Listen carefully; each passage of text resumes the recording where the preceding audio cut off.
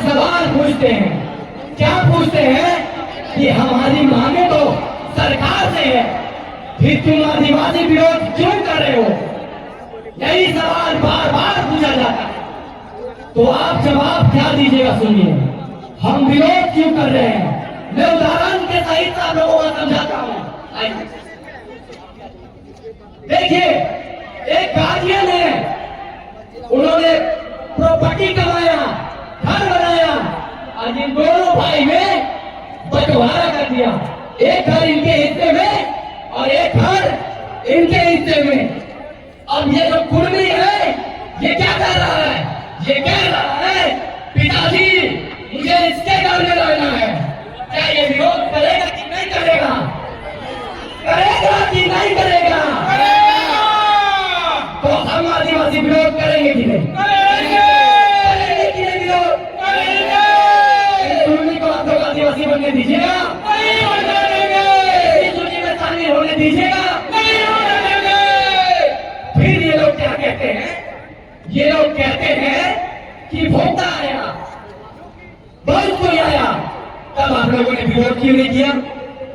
Jail के supremo, आप supremo, jail के सुप्रीमो जयराम को कहते हैं कि भोक्ता आया, कमाया आया, तभी आदिवासी कहां सोए हुए थे? ये क्यों नहीं कहे कि इनको भी शामिल नहीं होना चाहिए? तो मैं साफ साफ बता देना चाहूंगा, ये जो जयराम है तो है, ये अपने लोगों को अधूरा ज्ञान देते हैं, अधूरा ज्ञान देते हैं। ये झूठ बतलाते हैं कि ये भोक्ता शामिल किया गया, ये तबाहिया शामिल किया गया। ये नहीं बताते हैं कि चोर शामिल किया गया। यहाँ पे बगल में एक ऑक्सीजन पार्क के नाम से जाना जाता है। एक्चुअल में उनका नाम है नीलांबर पीतांबर टोपियाना।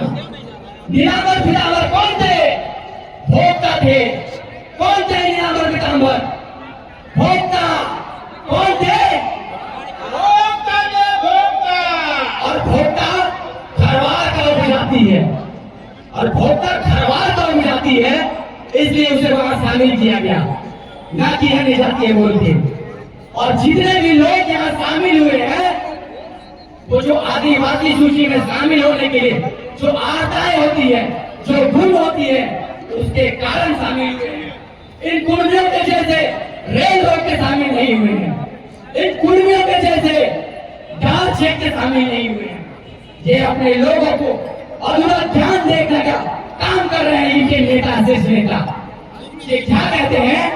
हम 75 साल से ऐसी सूची में शामिल होने की लड़ाई लड़ रहे हैं। ये कहते हैं 75 साल। क्या 75 साल आपने कुर्मियों को रेल रोकते हुए देखा है? फिर लोगों को बताना चाहूंगा, 1931 से 1950 के बीच 19 साल का गैप था। उस समय आप लोगों ने विरोध क्यों नहीं किया? उस समय आप लोगों ने विरोध क्यों नहीं किया? क्योंकि उस समय हमारे आदिवासियों को जब भारत आजाद नहीं हुआ था, उन्हें पहनने का अधिकार नहीं था, उन्हें कपड़ा पहनने का अधिकार नहीं था, उन्हें कहीं जाने का अधिकार नहीं था।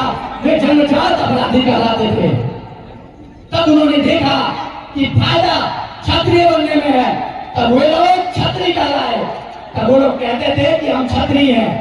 तब एक कहावत है, अच्छा लगेगा तो ताली मारेगा कि जाने बूढ़ी ताने बूढ़ी। ये लोग, इन पे ये फिट बैठता है।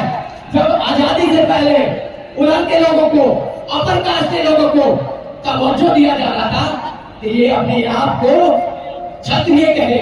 जब 1950 के बाद हमारे भीमराव अम्बेडकर ने दबे कुचले वर्ग को जब अधिकार दिया, आरक्षण दिया, तब ये लोग इनके पेट में दर्द होने लगा।